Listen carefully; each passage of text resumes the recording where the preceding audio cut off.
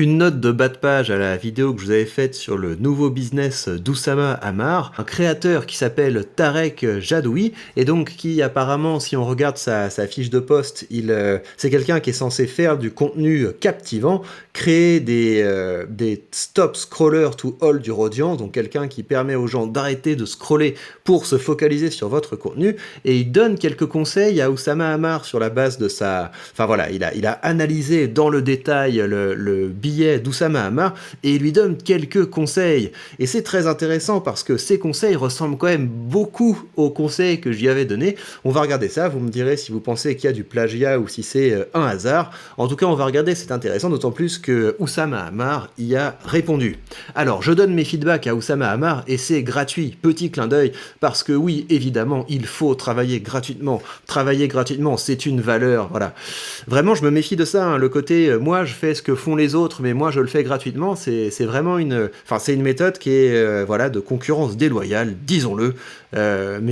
Bon, bref, on continue. Il ne s'agit pas de faire son procès versus The Family, ça ne m'intéresse pas. Donc, pour les haters et les fanboys, je vous invite à vous décharger ailleurs. Le but de cet exercice est d'apporter une critique constructive. J'adore les critiques constructives. Tout le temps, les gens qui commencent par critique constructive, c'est des gens qui veulent vous déboîter. Critique constructive, je ne crois pas que ça existe. En tout cas, je ne pense pas qu'une critique constructive puisse être non sollicitée. Les seules critiques constructives, c'est celles qu'on reçoit de gens qui sont payés pour ça. Les autres, en général, ce sont les gens qui nous formulent des critiques publiquement, ce sont des gens qui veulent hausser leur ethos aux dépens d'une autre. Sur le lancement de son nouveau service de hotline Better Call Us, avec le prisme d'un sales, donc ça veut dire que lui se considère comme un vendeur. On parle d'une consultation à 250 € pour un sprint de 30 minutes. Il vous appartient d'accorder la valeur perçue que vous estimez être juste pour une prestation de ce type. Mais à ce tarif, on est en droit d'attendre une parfaite compréhension de l'offre avant d'y souscrire. C'est pas faux. Hacker l'algo de LinkedIn grâce aux haters, même avec un lien sortant, donne. Donc ça a l'air vraiment d'être un copier-coller de ce que j'ai dit. Surtout le petit passage sur le lien sortant, c'est exactement ce que je disais dans la vidéo que j'avais créée.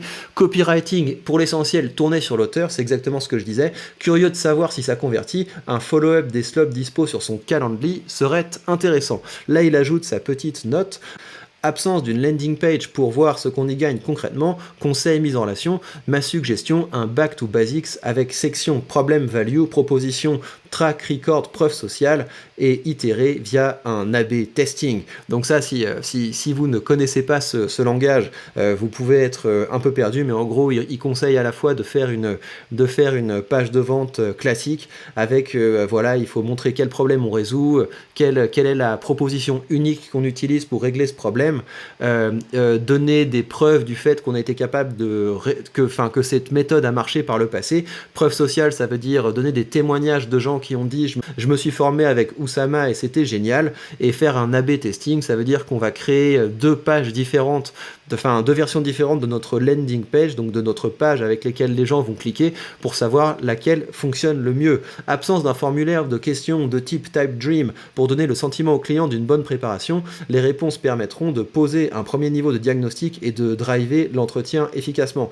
Ça c'est vrai, moi c'est toujours ce que je fais au début d'un coaching, c'est que j'envoie un questionnaire pour que j'utilise comme base de la première séance de travail.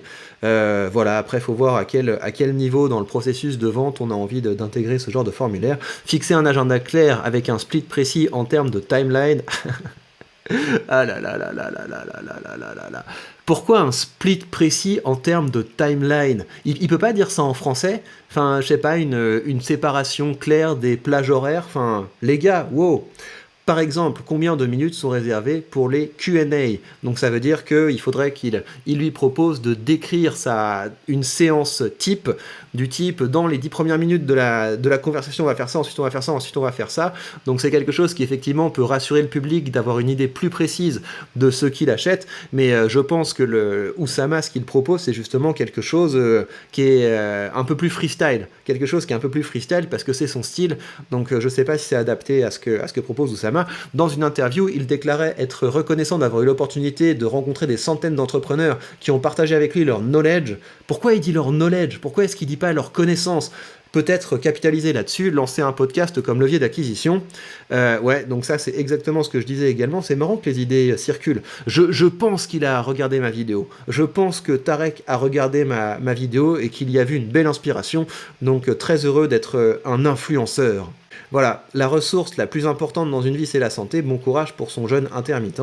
C'est gentil. Et donc Oussama Ammar a répondu à ça, refait avec lancement en 10 minutes montre en main, le master plan, 1. Tester le marché, 2. Faire des calls, voir la valeur, enregistrer les calls et faire un podcast, mettre en place une landing page avec les reviews, faire des automatisations, mais en étape 1, tester le marché et perdre le moins de temps possible. Et donc là, ce que Oussama a dit, c'est que tes conseils, ce sont de bons conseils, mais n'oublie pas que la priorité, c'est de balancer le produit. La priorité, c'est de balancer le produit, et c'est vrai que c'est pas une mauvaise méthode.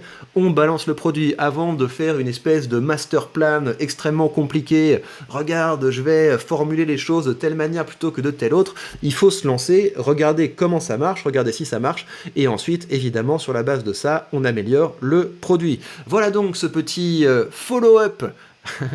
Je commence à utiliser des termes anglais. LinkedIn, ça rend bilingue, c'est fou. Donc voilà cette petite note de bas de page au nouveau business d'Oussama Ammar. Je continuerai à vous tenir au courant de cette belle aventure. Dites-moi ce que vous en pensez dans les commentaires et je vous dis à très bientôt pour de nouvelles news.